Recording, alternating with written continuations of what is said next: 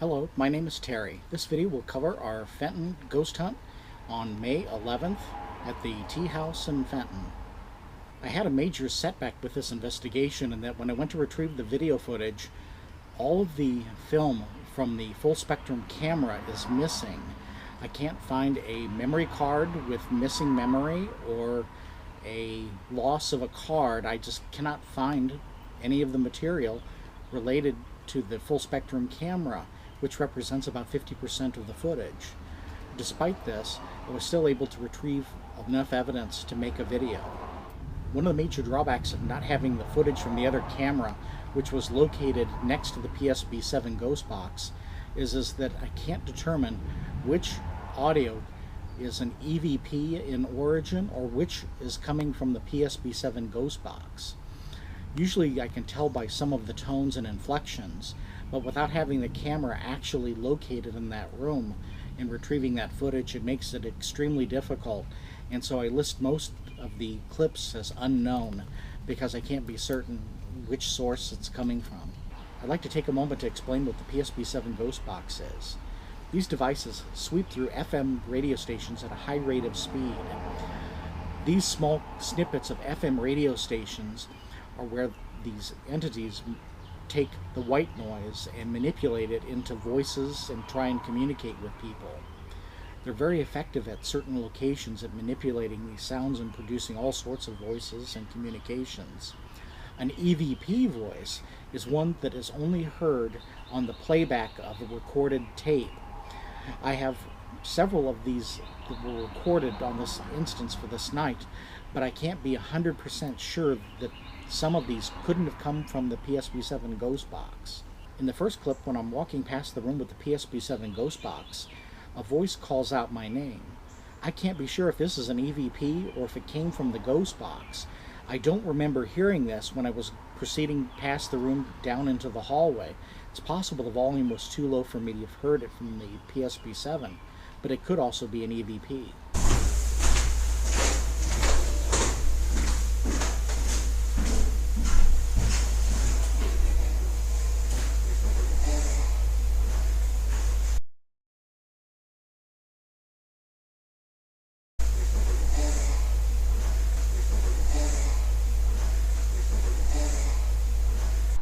In the second clip, a woman is walking past one of the rooms.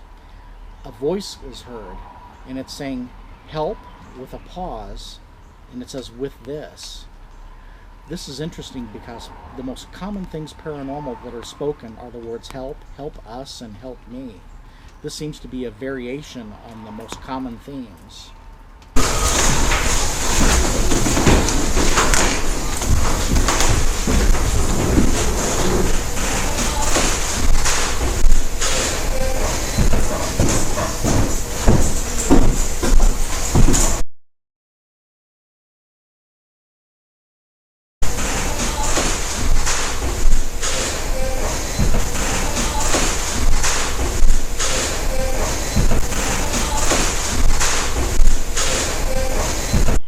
Before I play the next clip, I need to explain the Ovilus device. This has a pre-stored vocabulary of 4,000 words. I handed it to individual people throughout the night, and how it works is that as they proceed from room to room, if an entity wants to communicate with that individual, it will start speaking words or phrases or make comments that are relevant to the person holding the device. During this night, it was making numerous comments to certain people that there were two particular individual people that it appeared to be focusing on. One is an individual who was a firefighter who apparently died recently. The other person was a young man, and it made several comments about his father. When I gave it to the young man, it was communicating and making references to his father. It was saying words like jump. It turns out that his father is a paratrooper. You know what Nathan was saying when he was holding it, words relevant to you, he was saying words like jumped? Yeah, so he's Paratrooper? Okay. The Ovilus also made some other very specific comments about a firefighter who had died recently. I had no knowledge of this, but from one of our guests who knew that from a neighboring town that a firefighter had recently died, the Ovilus was saying words like blaze and arson, and it also said the word bail.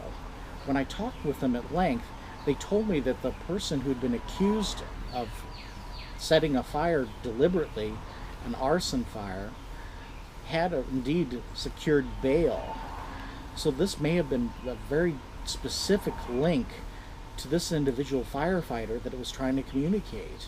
See, that's what it was saying downstairs. All sorts of stuff. Yeah. But it also was saying bail. And the thing is I was asking, well, how's the firefighter dying? And She said, The next clip is really interesting, and it ties into what I've previously been talking about. Ken walks into the room with the PSB-7 ghost box, and he says the name Kevin, trying to communicate with the entity he'd spoken with earlier. It replies with the word cable, and then it proceeds to produce a sound of an unspooling sound. This is apparently trying to tie in either with the paratrooper or with the firefighter. It's an extremely interesting thing, and not only is it speaking words, but it's also providing audio backup of simulating sounds to back up its point.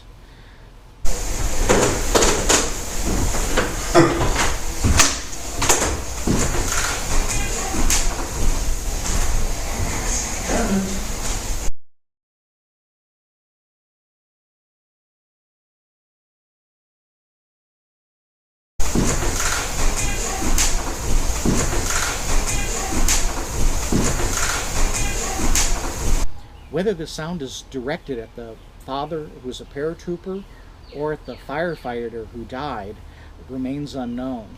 But if you can listen to these sounds, someone might be able to determine if this sounds like the equipment either a firefighter would use, or if this is the sound used by equipment from paratroopers. Another interesting point is it replies by saying the word yes even before Ken speaks the entity's name.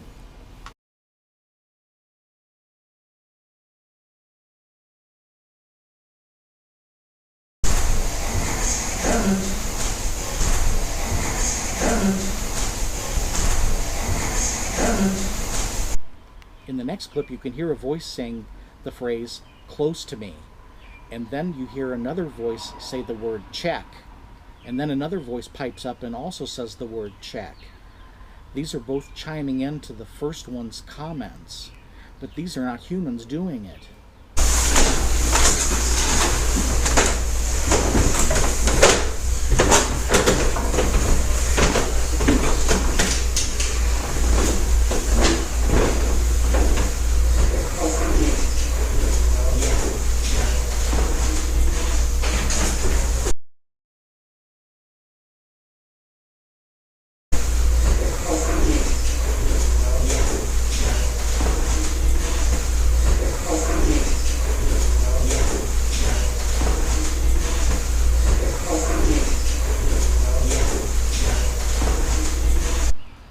The next group of evidence is two thermal images captured in the back room where the grumpy man is.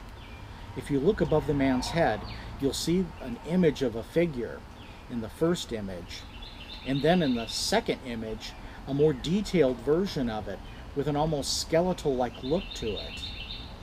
After these two images were captured, we weren't able to replicate what had been seen in these two photos.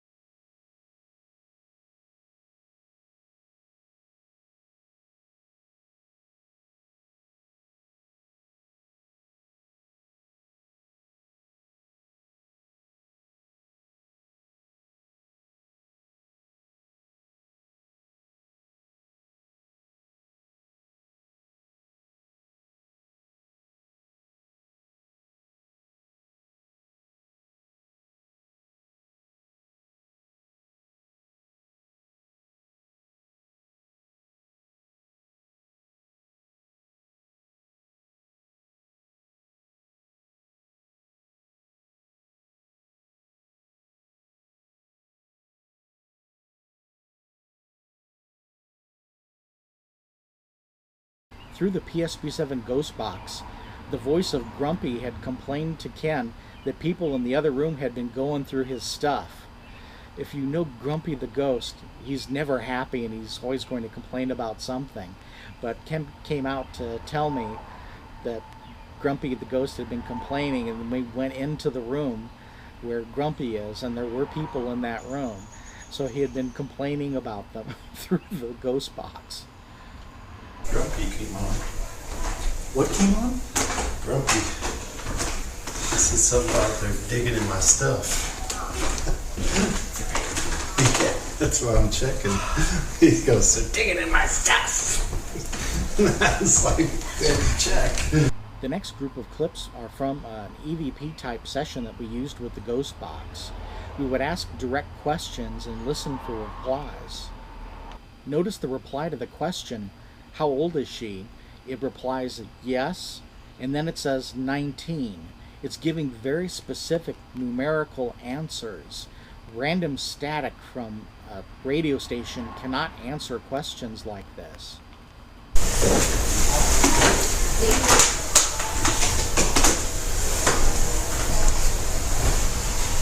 Are you gonna tell us who's gonna win the game? Who's going to win the hockey game?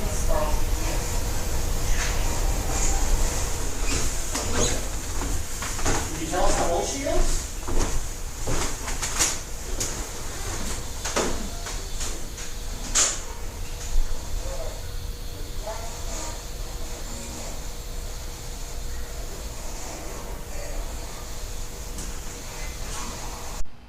Ken was in the room talking about Grumpy Man, and he gave a reply that was pretty much in line with what you would expect from Grumpy Man.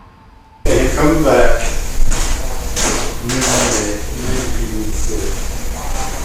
Glad to hear from you, Grumpy Man. I don't know your name.